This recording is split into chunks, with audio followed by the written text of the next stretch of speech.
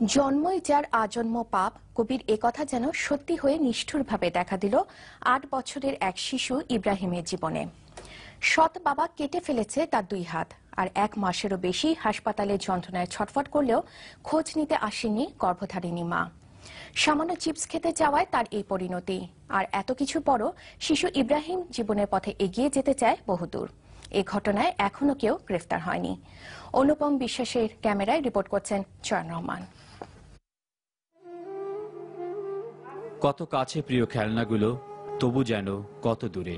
সামান্য চিপস চাওয়ার অপরাধে সৎ বাবা ওমর কেটে নিয়েছে ৮ বছরের শিশুপুত্র ইব্রাহিমের ২ হাত। এখানেই শেষ নয়, যে মুখ দিয়ে চাওয়া হয়েছে সে মুখেও পড়েছে বটির কোপ। মাথার মাঝ বরাবরও ছিল একই ধরনের আঘাত চিহ্ন।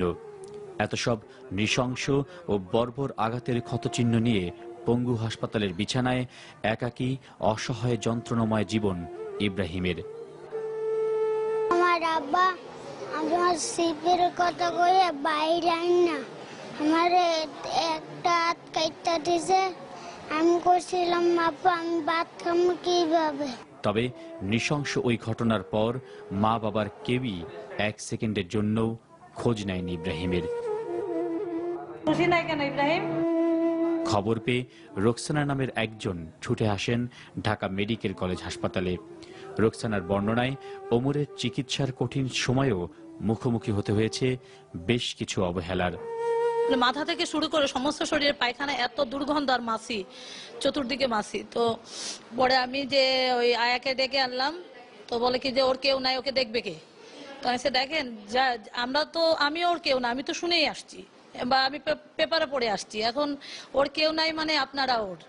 তো বলে কি যে এরকম ভাবে পায়খানা প্রস্রাবকে এরকম ভাবে ধুবে টুবে হ্যান করবে তেন করবে, মানে ওরা একটু বিরক্ত। ইব্রাহিমের শরীরে এত যন্ত্রণা, তবে তা দেখে যেন বোঝার উপায় নেই। বুকে জমানো এত যন্ত্রণার চেয়ে হয়তো সেই কষ্ট এখন খুবই কম তার কাছে। তবু অপলক ২ চোখে ইব্রাহিম এখনো স্বপ্ন দেখে সামনের জীবনে এগিয়ে যাওয়ার। পড়াশোনা করতে। কিভাবে পড়াশোনা করবে তুমি? লিখবা কিভাবে? মুখে কলম দিয়া এরপরে লিখবো, তাও আমি পড়াশোনা করতেছি। চিকিৎসকরা বলছেন ইব্রাহিমের অবস্থা আগের চেয়ে কিছুটা ভালো। বাচ্চাটা আমরা গতকাল তার হাতে যে ক্ষত ছিল ২ হাতে, সেই ক্ষততে আমরা চামড়া লাগিয়ে দিয়েছি। এই মুহূর্তে বাচ্চাটা ভালো আছে। হ্যাঁ, রিপ্লে লাগতে পারে। এটা হচ্ছে যে আর্টিফিশিয়াল লিম্ব দিয়ে সে মানে তার স্বাভাবিক কিছুটা কার্যক্রম করতে চালিয়ে যেতে পারবে।